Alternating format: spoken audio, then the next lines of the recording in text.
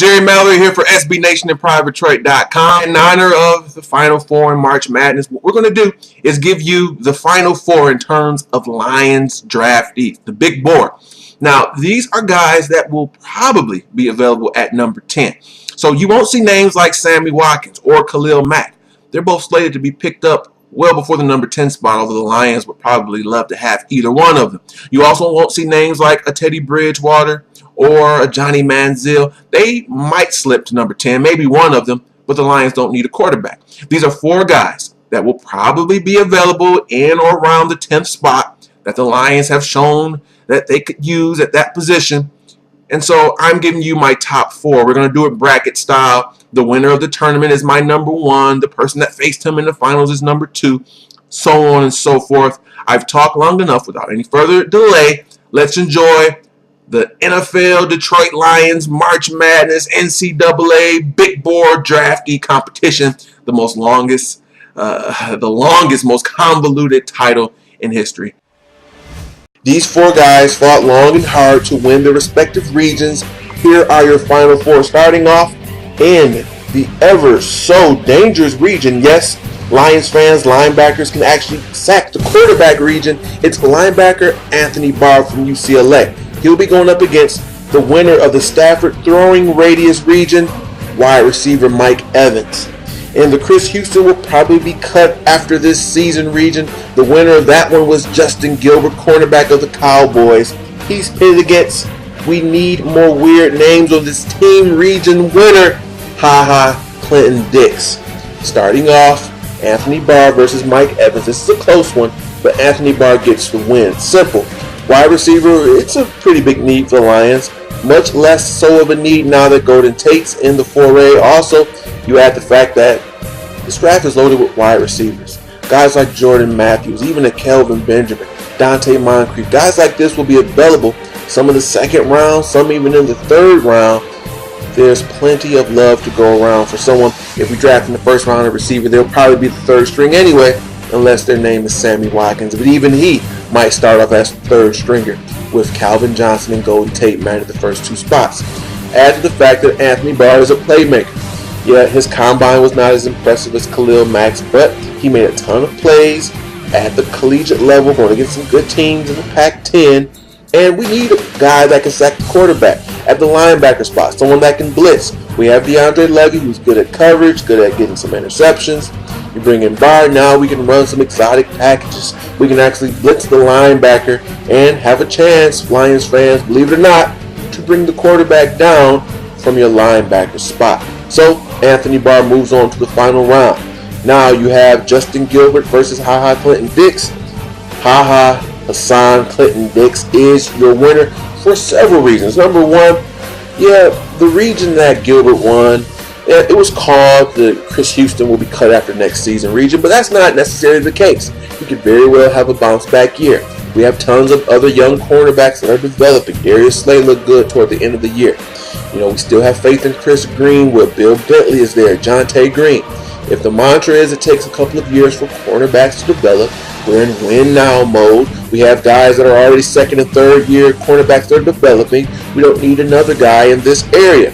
He's good at returning. We know Justin Gilbert is, but we have your Golden Tates, your Jeremy Rosses. We're not drafting a guy in the first round because he's a good returner when we already have skilled guys that can do that.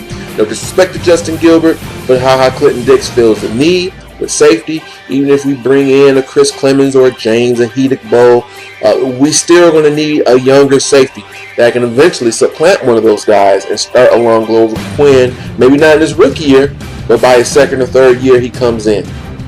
Clinton Dix going up against some of the best, most talented receivers in the SEC, playing at the big school there in Alabama.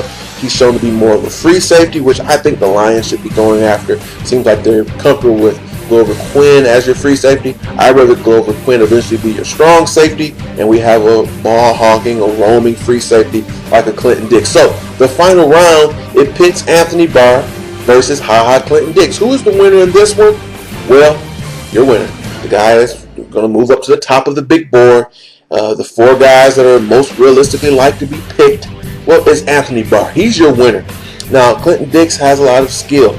but I think we're kind of forcing him to this 10th pick as opposed to if he's really that much of a value. Now, to me, he's the best safety in this draft, especially when it comes to the Lions needing not so much a big hitter, but a free safety that can roam and be good in coverage. But, in years past, guys in that 10, 11, 12 spot, they were your Earl Thomases of the world. He's not of that ilk. At least it doesn't seem that way. We'd be drafting him at safety more so trying to fit that need as opposed to Anthony Barr, who I think is a very good talent. He's going to drop now. Khalil Mack's getting all the hype. Remember all the hype that Aaron Curry got a few years ago. All the measurables were there. He looked to be the next best thing. He had some production in college, but he played at Wake Forest. I'm not saying Khalil Mack is the next Aaron Curry, but I'm very confident that Anthony Barr is one of the best linebackers in this draft, could be the best, and he's someone that you plug in. He doesn't have to start right away. You bring him in on third downs. You can groom him. We need to get pressure from all positions, not just from the defensive line, but from linebackers as well. Congratulations, Anthony Barr. You are a winner. And it's also pretty cool because if we bring him in, he looks like he could be the younger brother of DeAndre Levy. So that's cool in itself. Congrats to Mr. Anthony Barr. You have won. You're number one on this big board. But after all, we're well over a month and a half away from the draft, so things can change at a moment's notice. So there you have it, guys. My big board, as mentioned, is as follows. Anthony Barr is my first guy, followed by Hassan "Ha Clinton" Dix. Then at number 3, it's Mike Evans, and number 4, Justin Gilbert. At least one of these guys will no doubt be available at number 10, possibly 2, 3, or 4 of them. And no matter how it pans out, those are the guys as of right now that I like. So much can change. We have like a month and a half to go. The cool thing about this draft is no matter who we pick up, the Lions, there's a good chance that we don't need them to start right away. That speaks on this team addressing needs, developing guys in the last few drafts, having depth. If it's a cornerback, he probably won't start right away. A receiver, he'll be probably the number 3.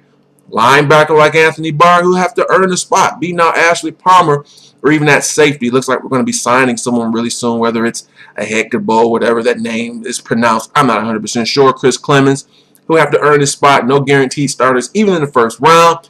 But we will desperately need one of these guys to step up in the next year or 2. So you have my big board. What's yours? Who do you want? Maybe there's a name that I didn't mention. Aaron Donald, perhaps. With Nick Fairley not getting his contract extended, there's some talk that maybe we'll be going after a defensive tackle in this draft. Odell Beckham Jr., Darquez Denard. There's a lot of guys that will probably be there at 10 that I did not mention. Calvin Pryor, etc., etc. Do you agree with mine? Do you have someone to add? Someone you want to take off of my list of the big 4? Leave your comments below. Subscribe. Keep watching. There's a lot of NFL draft goodness to come in the next few weeks, the next few days. So we'll be back very soon. I want to thank each and every one of you for watching. And as always, this has been Jerry Mallory for SB Nation and PrivateTrade.com.